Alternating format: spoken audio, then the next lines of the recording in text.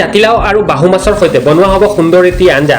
মায়ে বনাবলৈ আৰম্ভ কৰি দিছে, আপোনালোকক দেখুৱাব চেষ্টা কৰিছোঁ। মাছখিনি সুন্দৰভাৱে ফ্ৰাই কৰি থকা হৈছে। সম্পূৰ্ণ মাছ ফ্ৰাই কৰি লোৱা হ'ব পোনপ্ৰথমে। এটা কথা মন কৰিব, আজি 1-1.5 কেজি মানৰ চাইজৰ এটা বাহু মাছ অনা হৈছিলে, দেখুৱাবলৈ নহ'ল। ফ্ৰাই কৰি থকাৰ অৱস্থাৰ পৰা আপোনালোকক দেখুৱাব চেষ্টা কৰিছোঁ, কিয়নো সম্পূৰ্ণ যিখিনি মাছ দেখিছে পিচসমূহ সম্পূৰ্ণ মাছ পিছে আঞ্জা নবনাওঁ, কিয়নো সকলোৱে জোলৰ মাছ নাখায়। সেইবাবে আপোনালোকক 3-4 পিচ মাছৰহে আঞ্জা বনাই দেখুৱাম। লগতে বগা সৰিয়হ আছে আৰু আদা নহৰু পিঁয়াজৰ পেষ্ট। মাছখিনি ফ্ৰাই হৈ পৰিল কেৰাহীত থকা এইখিনি মাছেৰে বনোৱা হ'ব আঞ্জা। আদা নহৰু পিঁয়াজৰ পেষ্টখিনি দি দিয়া হৈছে। সুন্দৰভাৱে ভাজি ল'ব লাগিব পোনপ্ৰথমে। যেতিয়ালৈকে ৰঙচুৱা নহয় তেতিয়ালৈকে হেতা চলাবই লাগিব। আৰু লগতে দিয়া হৈছে হালধি আৰু নিমখ। দুইটা নহ'লে জুতি নাহে, নহয় জানো? এয়া মাছখিনি আৰু সুন্দৰভাৱে মছলা ভাজি হৈ গ'ল। বইল আলু দিয়া হৈছে।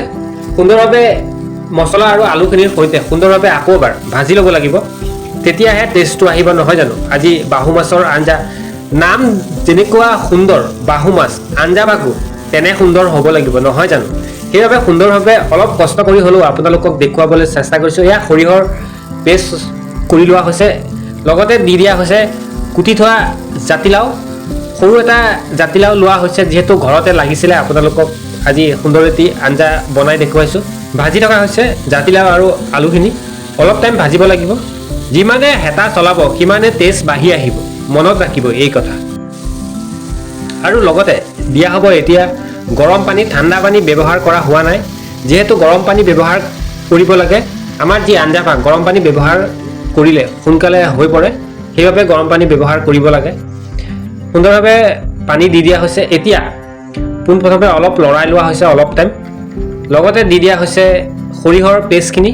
পানী গুলি লোৱা হৈছিলে, এয়া সৰিয়হৰ পেষ্টখিনি সুন্দৰভাৱে লৰাই লোৱা হৈছে। দিয়াৰ পিছতে অলপ বেলেগ ধৰণৰ ছিষ্টেমত আপোনালোকক বনাই দেখুৱাইছোঁ। কেনে লাগিছে জনাবলৈ নাপাহৰিব। মাছ কিপিচ দি দিয়া হৈছে।